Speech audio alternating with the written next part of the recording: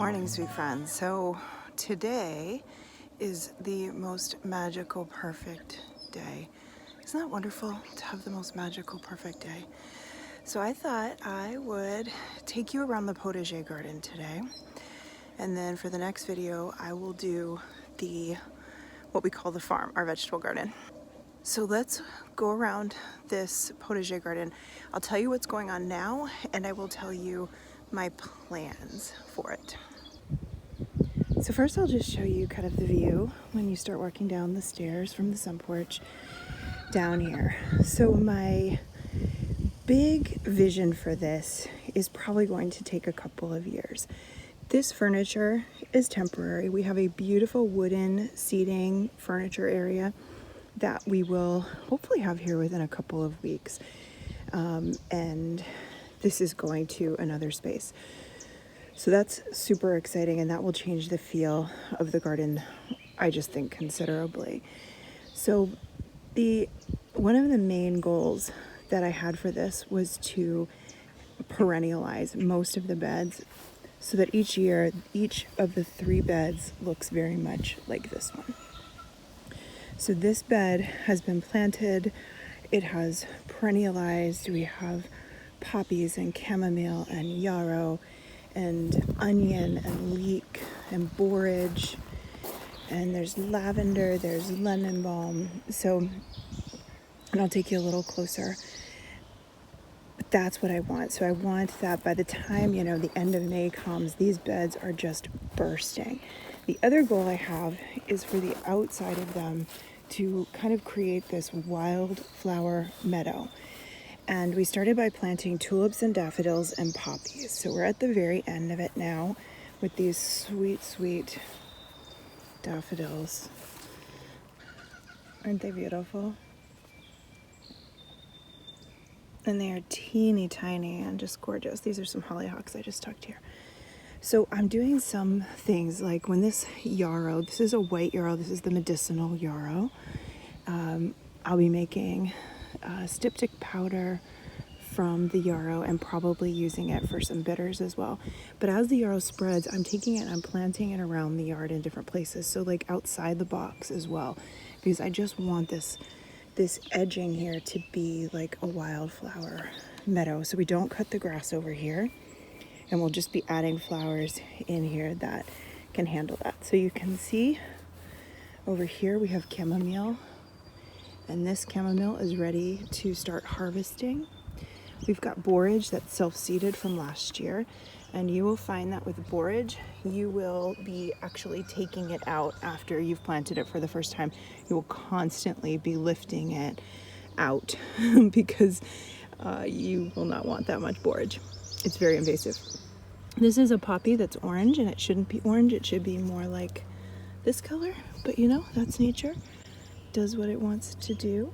So I'm not exactly sure what this is. It certainly looks like a buttercup, but it looks a little more intentional than a buttercup. I don't know. So in here I have some leeks that are tucked in, some Thai basil. This I think might be a marigold that decided to volunteer. And that teeny tiny little plant right down there is Hopi Tea. I've never grown it before. Only one survived the winter sowing, so we'll see what happens. It could also be a weed, and I'm being totally fooled.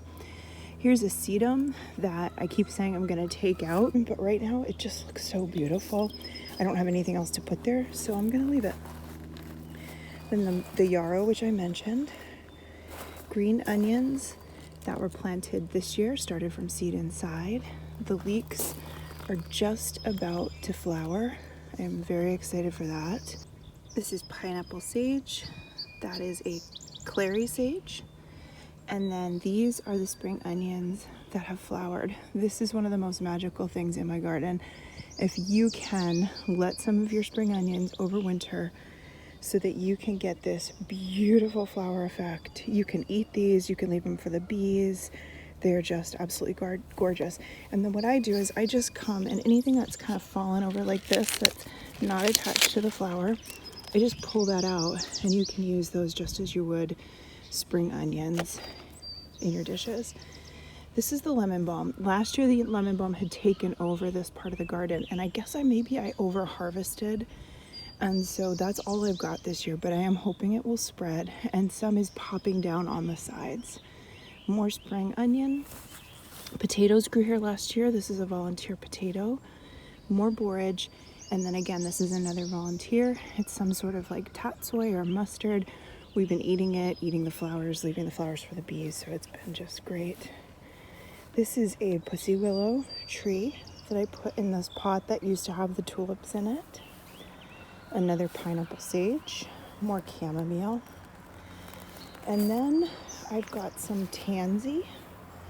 So basically what I do is when I have the seedlings, I put them all somewhere, and then I can, as they grow older, so like this one is perfect and ready to move now. So it's so much easier than planting something that's this big in a huge already established garden bed. If you can grow the seedlings somewhere, and I'll show you, I have actually one bed that's devoted for the seedlings, so I will show you that in a minute. So all the tansy, more borage.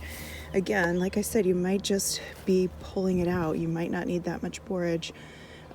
Mostly it's used for pollination. You can use some of the flowers in tea.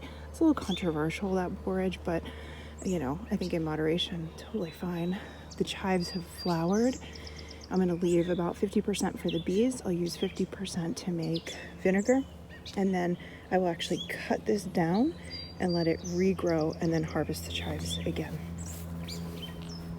Now I planted mullein in my winter sowing jugs. That's what this is, and this is all meant to be moved out around the property as soon as it's big enough to move. But look what happened. This volunteered itself, and I believe that this is mullein. I could be wrong. It does seem like it's about to flower. Those of you who've grown mullein, if you could let me know, because I do think that that's mullein. Isn't that interesting how that happened? Like just this plant starts to show up, and it's gorgeous and huge. So I want these dotted along the property, and I want them to spread, and I want them to be magical. So what is this?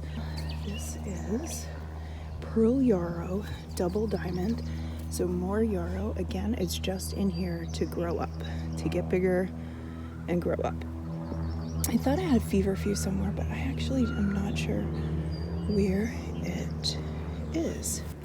I have a little bit of the fleabane, the erigeron, and that is my most exciting thing that I've been growing from seed. It is very temperamental.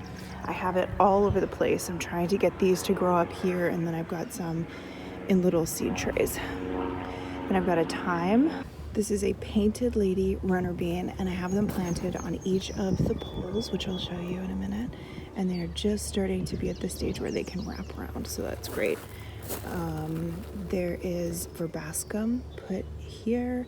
That's a volunteer, maybe something, maybe not. Over here, I believe this is a volunteer sunflower, and then more of the painted lady, and then a dill just tucked in the corner. We have poppies that volunteered themselves from last year, and then basically, and some dahlias in here, and then basically this, you can see, is mostly a seed bed. So all the little starts that I got out of my winter sowing jugs went into here, and as they get bigger, they will be moved around into all the different gardens and parts of the yard. And then I will be able to get this to start becoming more of a perennial apothecary garden, just like the first one that I showed you. So these are gold wildflowers. I heard about those from Monty, had to do it. I've got a zinnia over here, the dahlias, some petunias, asters, salmon something, the Verbena Bonariensis. This is an Echinacea that we actually moved from New Hampshire to here, and it has done just beautifully. That's a mosquito plant, like the, what's it called? The word's escaping me right now. Citronella. More verbena. These verbena are doing really well. Look at those. Those look great. Calendula, volunteer marigold, more calendula, and then all the poppies that came back from last year. And then over here we've got the mountain mint. and more verbena, which is also just doing incredibly well. And then it needs just to be weeded a tiny bit, but the mountain mint is looking gorgeous. So you can see behind me, this is the big walkway arbor that we have been talking about doing for a while, Dave and I, and we finally got to it. I'll show you a little bit closer up, but I wanted you to just see how tall it was in comparison to myself. So it is very tall.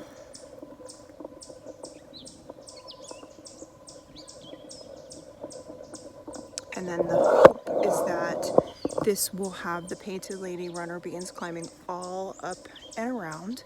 I also have a firecracker vine, so if it doesn't seem like it's filling in and doing what it needs to do, I can put that firecracker vine in. If not, I'll probably put the firecracker vine maybe in one of the corners, and then build some other sort of natural trellising. So a few other things. These are the pansies that I originally had on the front porch in the pots before the tulips grew in. I moved them. I wasn't sure what to do with them. I think they look pretty nice, so I'm just leaving them there. This is a Mandarin lemon balm, so I have tons of starts of that in there. I'm gonna let it grow up just a tiny little bit. This is that daisy that I had bought. I think it was called like Vanilla Butterfly, and I think it's about to have another flush of flowers. So it's there, and it's here. And then again, just the gorgeous chamomile. This pussy willow tree that I think will be just so romantic. I'd like to get another tree in this one too and to have a little more symmetry, but right now I'm just using it to grow up that lemon balm, Mandarin lemon balm, just for, it won't be long. It'll just probably be another week, and then I'll get it out of there and put it where, where it wants to go. One thing that I really wanted to happen is I wanted things to volunteer themselves in the cracks and the corners, and I'll be definitely trying to get the Mexican fleabane to grow into these areas. One thing that happened when Dave was out here, you can see like there's a poppy right here. I do have to weed this. Some of these are just weeds that will take over and then you won't have your rocks anymore, but that's a volunteer snapdragon from last year, a volunteer poppy, and we actually had this entire row here was filled with volunteer snapdragons, and Dave was out weed whacking, so it looked basically like this here, and Dave was out weed whacking and he thought he was being so helpful, and he came in and he started to cut those down. So you can see there's a poppy there, there's a poppy there. I love when things spread like this and just go wild. It's so romantic. Here is catnip, growing that for our sweet little kitty. It's doing really well. So that we cut the grass up until here, and then we've been letting all this grow, and then the next thing that will show up are the poppies. I'm going to put down some wildflower seed and see if I can get any other wildflowers to grow in this as like a perennial flush. So we'll have tulips, daffodils, poppies, and then whatever else will come up.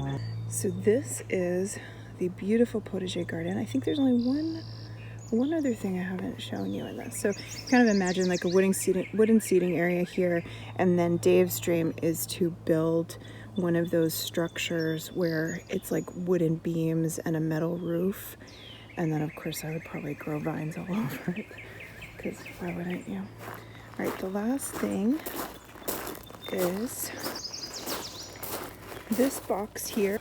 This beautiful copper metal bin had been full of tulips that just didn't work, and then some alliums came up and I replanted those elsewhere into the shade garden.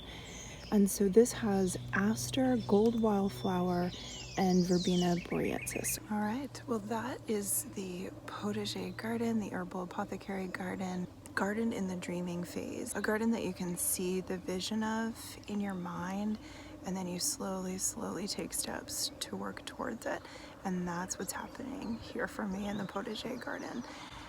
These garden boxes were built by Dave for me. Each year for Mother's Day, he would build me another garden box. So I have 4 garden boxes, these 3 potager, the one that's outside the farm garden, and then he built me the farm. So no more garden boxes for now.